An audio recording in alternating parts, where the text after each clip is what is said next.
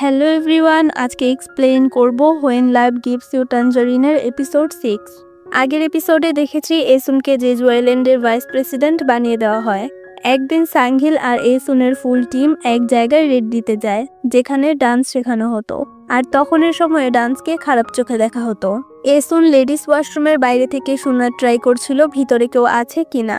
তখন সাংঘিল এসে তাকে সাইড করে বলে দেখতে দাও ভিতরে কেউ আছে কিনা। এসুন তাকে থামিয়ে বলে তুমি ভিতরে যেতে পারবে না, দেখতে পারছো না এটা লেডিস ওয়াশরুম। সাংঘিল বলে আমার উপর ফিদা হয়ে গিয়েছো নাকি, যেখানে যাই সেখানেই চলে আসো, এখান থেকে অন্য কোথাও যাও না কেন। আবার এমনটা নয় তো যে আমি তোমায় বিয়ে করিনি এখন তুমি পস্তাচ্ছ। এসুন তাকে কোনো জবাব না দিয়ে ওয়াশরুমের ভিতরে চলে যায়, আর ওয়াশরুমের ভিতরে একজন মহিলাকে বলছিল ম্যাডাম আপনি বাইরে চলে আসুন, এভাবে লুকাতে পারবেন না। সে নিচু হয়ে উকি দিলে দেখে সেই মহিলার সাথে একটা বাচ্চাও আছে। সে দরজা খুললে ভয় পেয়ে যায়, কারণ এটা সাংঘিলের ওয়াইফ ইয়ংরান, আর সে সাথে তার মেয়েকেও নিয়ে এসেছে। এসুন ইয়ংরান আর তার মেয়ের মুখ ঢেকে ওয়াশরুমের উইন্ডো দিয়ে বাইরে পাঠিয়ে দেয়, কিন্তু নামার সময় কিছু জিনিস পড়ে যায়, আর সাউন্ড শুনে সাংঘিল তাদের দেখে ফেলে আর বলে এই মহিলাকে যে ধরো, ওর হাজবেন্ড ওর ওয়াইফকে এভাবে দেখলে মজাই হবে। এসুন সাংঘিলকে বলে তুমি ছেড়ে দাও, আমি ওদের ধরবো। ইয়ংরান দৌড়াতে যেয়ে একটা জুতা ফেলে চলে যায়। কিছুক্ষণ পর এসুন ইয়ংরানকে নতুন জুতো কিনে দেয় আর জিজ্ঞেস করে তুমি কি এতই বোর হয়ে যাও যে নিজের মেয়েকে নাচের ক্লাসে নিয়ে যাও। ইয়ংরান উত্তর দেয় আমি যদি ডান্সে না যাই আমি পাগল হয়ে যাব। এসুন জিজ্ঞেস করে সাংঘিল কি এখনো তোমাকে কষ্ট দেয়। ইয়ংরান বলে সাংঘিল সারাদিন আমাকে শালি বলে ডাকে, মারধর করে, গালিগালাজ করে, আমার মেয়েও বাবা বলার আগে শালি বলা শিখে ফেলেছে। অন্যদিকে সেই জুতা সাংঘিল পেয়ে যায়, আর ইয়ংরান এসুনকে বলে আমি শুনেছি তোমার স্বামী তোমায় নতুন নতুন হেয়ার ক্লিপস দেয়, তোমার জামা কাপড়গুলো ঝকঝক করছে, এটা সত্যিই ভালোবাসার ঝকঝকে আলো। আরো জিজ্ঞেস করে তোমার আর সাংঘিলের মধ্যে কি কিছু হয়েছিল, আমি ওয়াশরুম থেকে সবটাই শুনতে পেয়েছি। এসুন তাকে বলে আমরা শুধু একবার দেখা করেছিলাম, সেটাও বড়রা জোর করে করিয়েছিল। ইয়ংরান তার মেয়েকে বলে তুমি তোমার বাবার মতো কাউকে বিয়ে করো না, তুমি আন্টির হাজবেন্ডের মতো কাউকে বিয়ে করো। সিন শিফট হয় যেখানে গোয়ানসিক তার বোট পেন্ট করছিল। সে এসুনকে বলে এই নৌকায় বাচ্চাদের নাম লিখো, কারণ তোমার হাতের লেখা অনেক ভালো। এসুন বলে মেয়েদের নৌকায় ওঠা একটা অশুভ ব্যাপার বলা হয়। গোয়ানসিক বলে আমি এইসব কিছু বিশ্বাস করি না। তখন গামিয়ং গোয়ানসিকের হাত ধরে নৌকায় উঠতে চায়, কিন্তু এসুন তার হাত ধরে রাখে, পরে তাকে যেতে দেয় আর সে নিজেও বোটে ওঠে। নৌকায় নাম লেখার পর গোয়ানসিক এসুনকে জিজ্ঞেস করে তুমি কি খুশি। এসুন বলে এখন আমাদের নিজের নৌকা আছে, আমি অনেক খুশি। এরপর গোয়ানসিক তাকে কিস করে। সিন শিফট হয় 1978 সালের আগস্টে, যখন খুব জোরে ঝড় আসছিল। এসুন দ্রুত ধোয়া কাপড়গুলো খুলে ঘরের ভিতরে নিয়ে যায় এবং দরজা বন্ধ করে দেয়। তারপর সে কিছু টাকা খামে ভরে রাখে। এদিকে ডংমিয়ং খাবার রেখে একটা উঁচু জায়গায় রাখা ক্যান্ডির ডিব্বা ওঠানোর চেষ্টা করে, কিন্তু ওটা পড়ে যায়। এসুন তাকে বকা দিয়ে ক্যান্ডিগুলো মাটি থেকে তুলছিল। ডংমিয়ং বলে মা আমাকে জড়িয়ে ধরো। তখন এক মেয়ে এসে এসুনকে বলে তাড়াতাড়ি আসেন, গামিয়ং ব্যথা পেয়েছে। সেটা শুনে এসুন সেই মেয়েটার সঙ্গে যাওয়ার জন্য রওনা হয় এবং তার পাশেই প্রতিবেশীকে বলে আন্টি উমিয়ং আর ডংমিয়ং এর খেয়াল রাখবেন, আমি তাড়াতাড়ি ফিরে আসব। প্রতিবেশীও হাত উঠিয়ে ইশারায় বলে ঠিক আছে। এসুন গামিয়ংকে ফিরিয়ে নিয়ে আসার সময় তাকে বকা দেয়, বলে এই ঝড়ের মধ্যে তো গাড়িও উড়ে যাবে, আর তুমি এমন ঝড়ে সাইকেল চালাচ্ছ কেন। গামিয়ং বলে মা আমি কি করব, ওই বাইকওয়ালা আমাকে ধাক্কা দিয়েছে। এসুন তার প্রতিবেশীর বাড়ির দিকে তাকালে দেখে সে বাড়িতেই ঘুমিয়ে আছে। এসুন তাকে ডেকে জিজ্ঞেস করে আমার ছেলেরা কোথায়। প্রতিবেশী উত্তর দেয় আমি জানি না তারা কোথায় গেছে। এসুন আর গামিয়ং দ্রুত ঘরে ফিরে যায়, কিন্তু সেখানে ওরা দুইজন নেই। তারা সারা ঘর খুঁজে বেড়ায় কিন্তু তাদের পায় না। এসুন লক্ষ্য করে তাদের জুতোও ঘরে নেই। তখন ইয়ংগিং আন্টি আর চামসু আন্টি তাদের সঙ্গে উমিয়ংকে নিয়ে আসে এবং বলে আমরা তাকে সমুদ্রের কাছে পেয়েছি।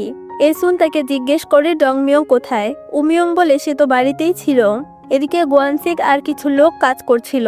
তখন একজন গোয়ানসিককে ডংমিয়ং হারিয়ে যাওয়ার কথা জানায়। এরপর গোটা গ্রাম মিলে ডংমিয়ংকে খুঁজতে শুরু করে।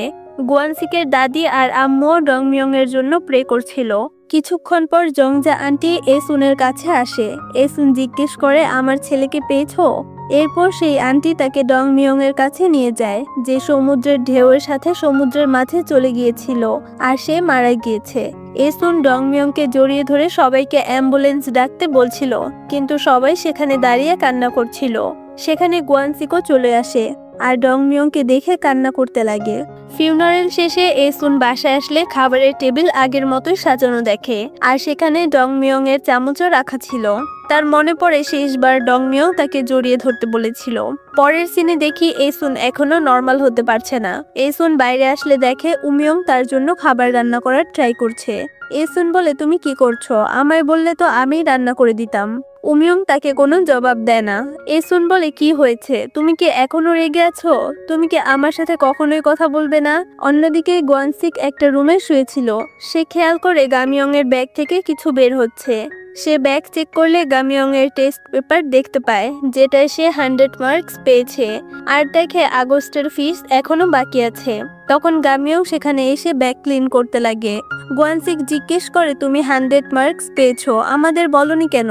অন্যদিকে এসুন উমিয়ংকে জিজ্ঞেস করে, তুমি কি আমার সাথে রাগ করেছো আমি তোমার ছোট ভাইকে ফিরিয়ে আনতে পারিনি বলে? উমিয়ং বলে, না, আমি নিজের সাথে রেগে আছি, কারণ আমি ওই দিন আমার ভাইকে একা রেখে চলে গিয়েছিলাম। অন্যদিকে গামিয়ং কান্না করে বলছিল ডংমিয়ং মারা গিয়েছে, কারণ আমি ওই দিন আম্মুর কথা না শুনে ঝড়ের মাঝে সাইকেল চালাতে গিয়েছিলাম। যদি আমি সাইকেল চালাতে না যেতাম ডংমিয়ংও বেঁচে থাকতো। দুইজনই দুইজনকে হাক করে আর বুঝতে পারে তারা ছাড়াও তাদের আরো 2টা সন্তান সাফার করছে। পরের দিন গোয়ানসিক কাজে যাওয়ার সময় গামিয়ংকে বলে, তুমি টিচারকে বলে দিও আমি 3 দিনের মধ্যে ফিস পে করে দিব। এরপর দেখি এসুন সব মাছ সেল করে জিনিস গুছিয়ে রাখছিল। তখন গোয়ানসিক সেখান দিয়ে যাওয়ার সময় সেও এসুনের হেল্প করে, আর দুইজন বাসার জন্য রওনা হয়। সিন চেঞ্জ হয় আগস্টের 2005 সালে। হসপিটালের সিন দেখি, যখন গামিয়ং তার প্যারেন্টসকে চেক আপের জন্য নিয়ে এসেছিল।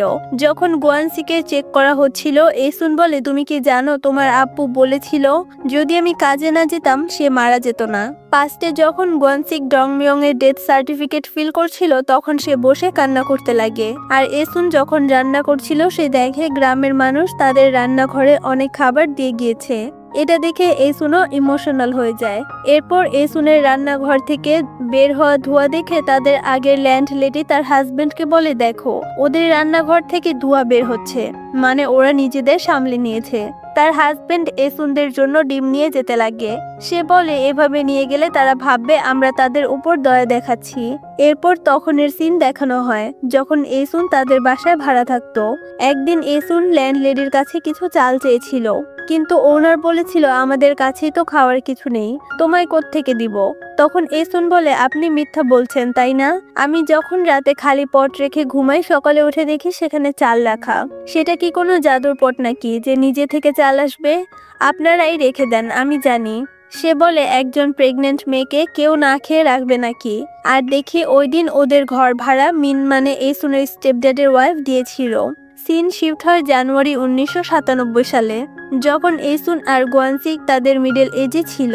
তারা দুইজন গামিয়ং এর স্কুল থেকে ফিরে আসার জন্য ওয়েট করছিল। তখন গামিয়ং এসে জানায় সে সিওল ইউনিভার্সিটিতে অ্যাডমিশন পেয়ে গিয়েছে। এতে এসুন অনেক হ্যাপি হয়। পরের সিনে দেখি এসুন আর গোয়ানসিক অ্যাডমিশন ইভেন্টে যায়, আর সেখানে তারা গামিয়ংকে ডাক দেয়। তখন সেখানে গামিয়ং এর বয়ফ্রেন্ড জুন আর তার আম্মুও ছিল। জুন প্রথম দেখাতেই গামিয়ংকে লাইক করেছিল, আর তখন তাদের মধ্যে কথাও হয়েছিল। জুন গোয়ানসিকের হাতে ক্যামেরা দেখে বলে, দেন আমি আপনাদের ছবি তুলে দেই। পরের দিন গোয়ানসিক ছবিগুলো দেখে রেগে বলছিল, আমার সেই ছেলেকে ঠিক মনে হচ্ছে না, দেখে নিও সে গামিয়ং এর সাথে লাইন মারার চেষ্টা করবে, তুমি তাড়াতাড়ি গামিয়ংকে কল করো। এসুন ছবিগুলো দেখে বলে, তোমার মনে হয় সে তাকে বুসান নিয়ে যাবে? গোয়ানসিক বলে, বুসান কেন যাবে? এসুন বলে, তুমি কারো মেয়েকে বুসান নিয়ে যেতে পারলে তোমার মেয়েকে কেউ নিয়ে যেতে পারবে না কেন? পরের সিনে গামিয়ং আর জুনকে একসাথে দেখি, আর তারা ডেটও করছিল, কিন্তু জুনকে মিলিটারি ট্রেনিং এ যেতে হবে, তাই গামিয়ং তার সাথে ব্রেকআপ করে নেয়। সিন শিফট হয় আরো কয়েক মাস পরে। এসুন আর গোয়ানসিক হাত ধরে বাইরে কোথাও যাচ্ছিল। এসুন বলে, গামিয়ংকে একটা ভালো ফ্ল্যাট কিনে দেওয়ার জন্য আমাদের কি সেই ক্যাবেজের ক্ষেতটা বিক্রি করে দেওয়া উচিত? গোয়ানসিক বলে, ওইটা ছেড়ে দাও, এইভাবে সব বিক্রি করে দিলে তোমার নামে তো কিছুই থাকবে না। এসুন বলে, মানে তুমি এখনো মেয়ের থেকে বেশি বউকেই ভালোবাসো? এরপর গোয়ানসিক এসুনের দিকে কিছুক্ষণ তাকিয়ে থাকে আর তার হাত ধরে হাঁটতে লাগে। আর এই এপিসোডটা এখানেই শেষ হয়। এক্সপ্লেনেশন ভালো লাগলে অবশ্যই ভিডিওতে একটা লাইক করে দিও। চ্যানেলে নতুন হলে সাবস্ক্রাইব করে পাশে থাকার অনুরোধ রইল। দেখা হচ্ছে পরবর্তী ভিডিওতে, ততক্ষণ ভালো থাকো। আল্লাহ হাফেজ।